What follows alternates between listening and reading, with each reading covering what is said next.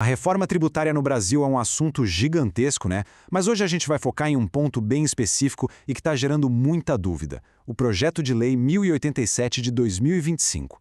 O que à primeira vista parece ser um belo benefício para as empresas pode, na verdade, ser uma grande armadilha. Vamos desvendar isso juntos. E a pergunta que não quer calar é essa. Essa nova regra sobre a distribuição de lucros é uma oportunidade real ou um risco que está ali, escondido? Porque, olha, o governo apresenta uma vantagem, mas as entrelinhas da lei criaram um verdadeiro labirinto de incertezas para os empresários. Bom, vamos começar pelo que parece ser a boa notícia. O projeto de lei oferece o que o texto chama de benesse. E o que seria isso? É a chance para as empresas distribuírem os lucros acumulados até o final de 2025 sem pagar o novo imposto sobre dividendos. Parece ótimo, certo? Mas, como a gente sabe, o perigo muitas vezes mora nos detalhes. Para conseguir aproveitar essa janela, existem duas condições principais. A primeira, a decisão de distribuir os lucros precisa ser formalizada, ou seja, deliberada, até o último dia de 2025. E a segunda, o pagamento em si tem que acontecer ao longo dos 3 anos seguintes. Olhando assim, parece bem simples, mas é exatamente aqui que todo o enigma começa. E aqui a gente entra na nossa primeira grande pista. Uma única frase no meio da lei cria uma zona cinzenta enorme, um vácuo de interpretação que pode mudar completamente o jogo para as empresas. A frase é essa aí. A distribuição deve observar a lei civil e empresarial conforme exigíveis. Parece uma frase de rotina, né? Algo inofensivo. Mas essa pequena expressão é o epicentro de toda a confusão. E isso nos leva à pergunta de $1 milhão. O que a lei quer dizer com conforme exigíveis? Essa ambiguidade toda abre a porta para múltiplas leituras, e cada uma delas leva a consequências bem diferentes para os negócios. Essa falta de clareza nos leva a pelo menos 4 cenários possíveis. Será que exigíveis é só sobre cumprir formalidades, como fazer atas e ter quórum? Ou, numa visão mais dura, só vale para os dividendos que a lei já obriga a distribuir?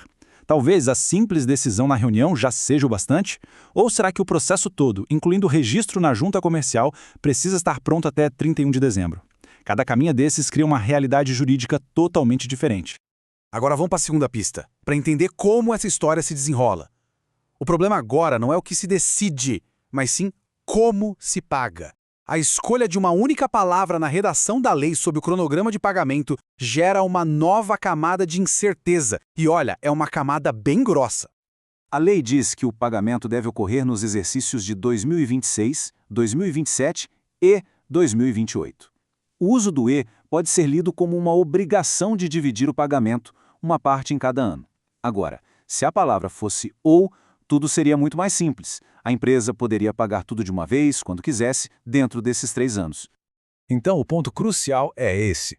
Toda essa insegurança jurídica que pode virar um pesadelo operacional para as empresas poderia ter sido evitada com uma mudança mínima no texto.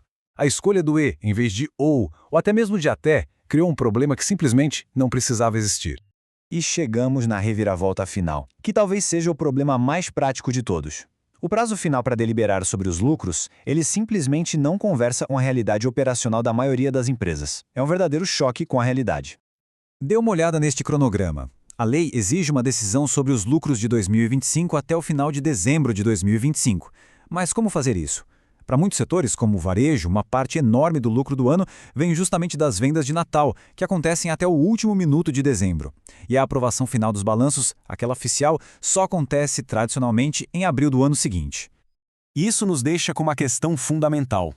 Como é que uma empresa pode tomar uma decisão juridicamente segura sobre um valor que ainda não é final, que não foi nem fechado, muito menos auditado? Decidir com base em estimativas é um risco gigantesco. Então, depois de analisar todas essas pistas, qual é o veredito? Fica claro que, sem um esclarecimento urgente das autoridades, o que foi vendido como uma oportunidade pode sim se tornar um grande problema. E agora, o que pode ser feito? Vamos juntar as peças dos enigmas que a gente explorou. Primeiro, essa ambiguidade sobre o que a lei realmente exige para a deliberação. Segundo, a dúvida se os pagamentos precisam ou não ser divididos.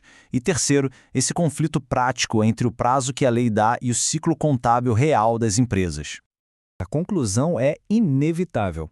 Sem uma orientação clara por parte das autoridades, essa suposta benesse tem tudo para se transformar em um novo foco de insegurança jurídica e, claro, numa avalanche de disputas na justiça entre os contribuintes e o fisco. E a responsabilidade de trazer luz a essa confusão toda recai sobre a Receita Federal. É fundamental que o órgão se posicione e de forma rápida e clara para evitar o caos. E assim, fica a pergunta no ar: será que a Receita Federal vai dar as respostas necessárias a tempo?